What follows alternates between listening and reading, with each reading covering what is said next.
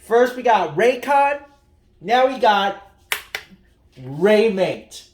Yeah, this is a Raymate speaker. This is their biggest model, the Raymate M8. I don't know how these people from Huaqiangbot come up with these goddamn names. They probably put it in fucking ChatGPT and tell them to like throw out fucking random fancy ass tech geek savvy kind of dumbass names, and they can put it on their fucking company or speaker or whatever. Just ask, I don't know, like Xdobo, whoever the fuck that makes these, and then slap the name on it, and then sell it on Amazon. And I don't even know how much they make, to be honest. Probably not much, considering how cheap this is. This is $70. Raymate speaker. It's supposed to be a JBL Extreme sized speaker with two 3-inch woofers and two 0.75-inch tweeters. Yeah, this thing is horrible. Horrible. Why? Because it's distorted. I think I've already showcased it in a couple of other videos. You can always hear the distortion playing, you know, passages with more bass. It's also, yeah.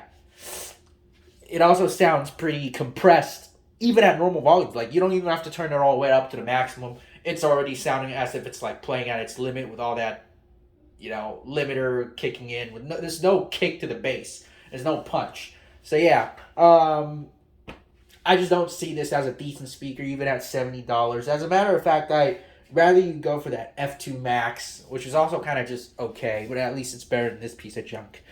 You'll see what I'm talking about. I'm going to do a sound test. I'm going to compare it against something new. Here is the Huaqiangbot Bluetooth speaker. It looks like a fucking robot. I'm just going to call it the Huaqiangbot speaker for now. I will reveal what it actually is in the next couple of videos. I'll do a review on this thing. This is actually quite decent. And, I mean, if you're, like, a Bluetooth speaker enthusiast, you could probably already tell what it is, especially with the driver facing upwards. It's just giving it away.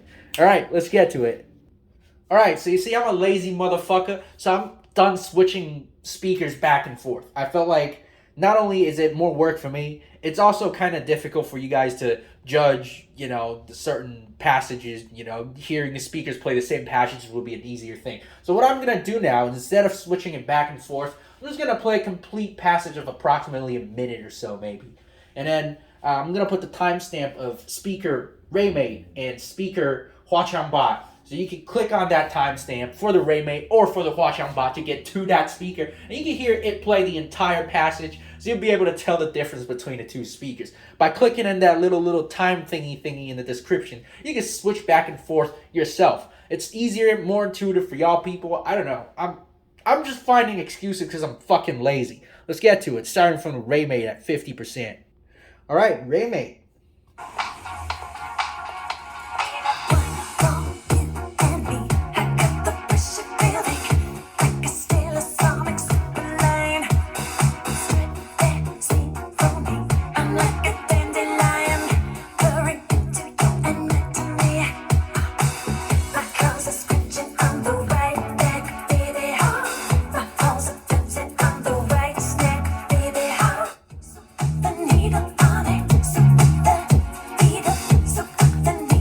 That's too bad. I'm just going to keep that off.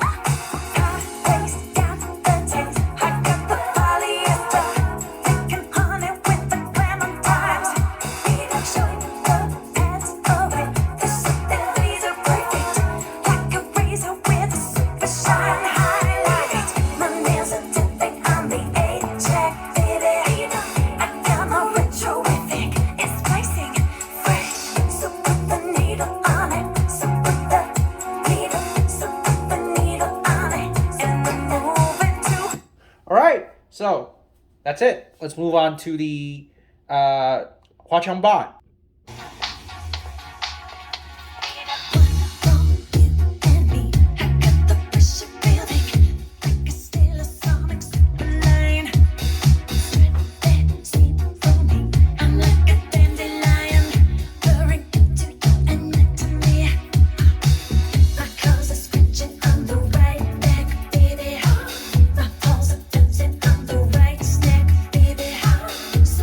Needle on it.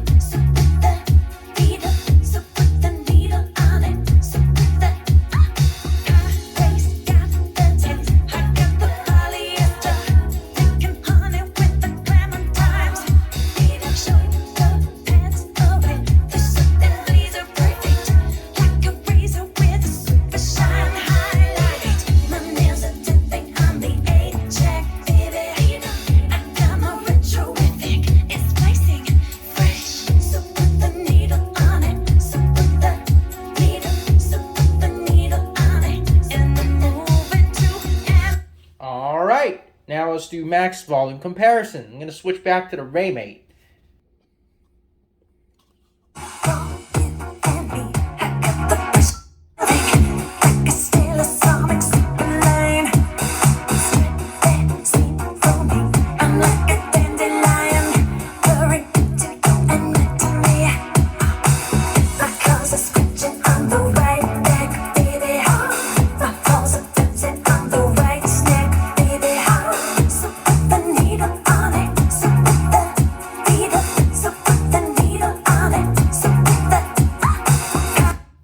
Right.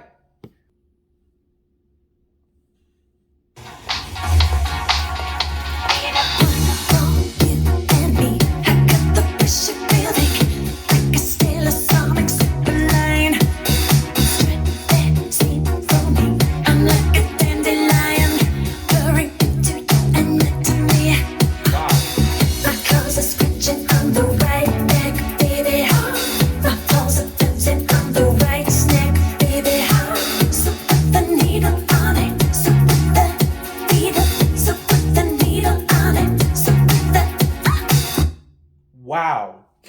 I'm surprised. This thing is smaller but louder. Yeah.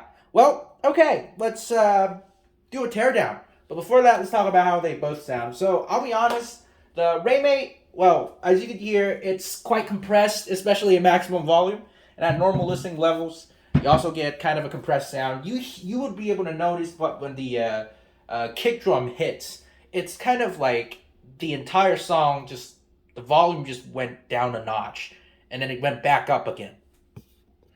That's kind of how dynamic compression works. Like if you go download a VST for that, put it in Equalizer APO and use it with your non-DSP included speakers, whatever, like your, I don't know, ADS speakers or whatever, and you mess around with that graph. Usually it has like a graphic thing. I'm not a music producer. I don't know what that's called, but you lower it to a lower threshold, you would feel that you would notice the same effect that what this Raymate is doing. But you know, normally properly tuned speaker, the DSP, when it's tuned right, that kind of feeling would only be there. That kind of compression would only be there when it's turned all the way up. But in this case, it's there across the entire volume range, unless you disable the absolute volume, which I don't know. It's kind of a pain because you have to switch it off and on again and all that stuff. But even disabling the absolute volume, the speaker still distorts when the bass hits. It's probably the amplifier's issue in the tuning itself, or it could be the speaker drivers themselves. I don't really know, but these drivers are actually quite decent, so why is that? I can't really say for sure. Anyways, let's take it apart. Let's see what we have inside. Wait a minute. We're always forgetting something. It's gotta be because the past few speakers, the F2 Max and the Lenru and all that sort of stuff, I'm just too lazy to do this. There's no mumble rap segment. It's mumble rap time, guys.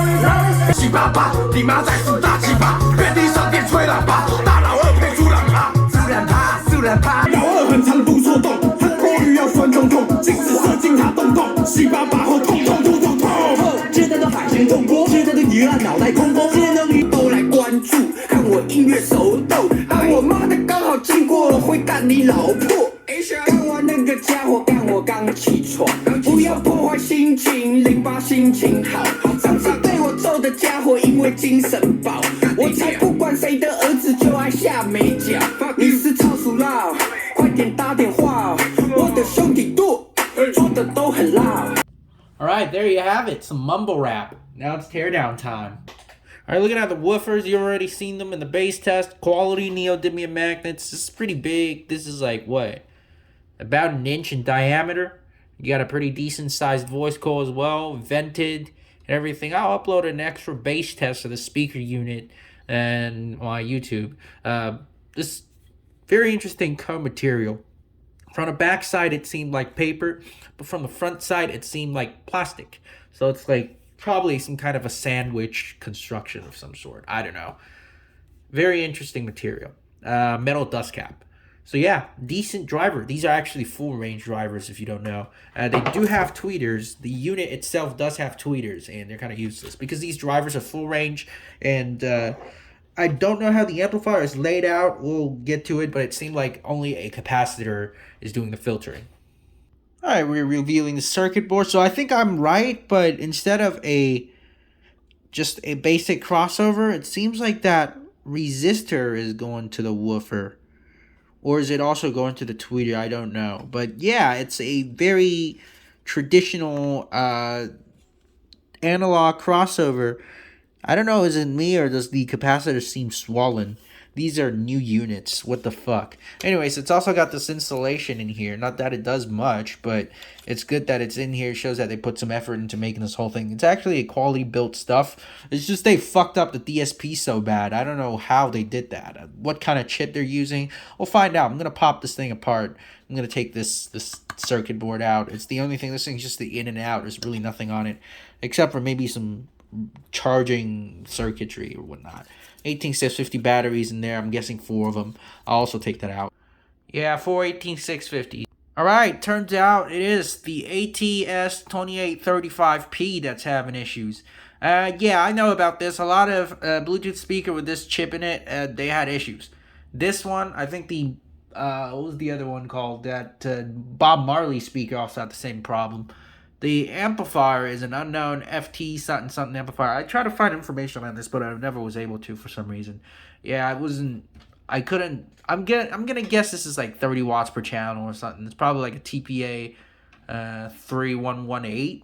Is that right? Yeah, 3118 clone, something like that. And we got power management for charging the 4 18650 cells.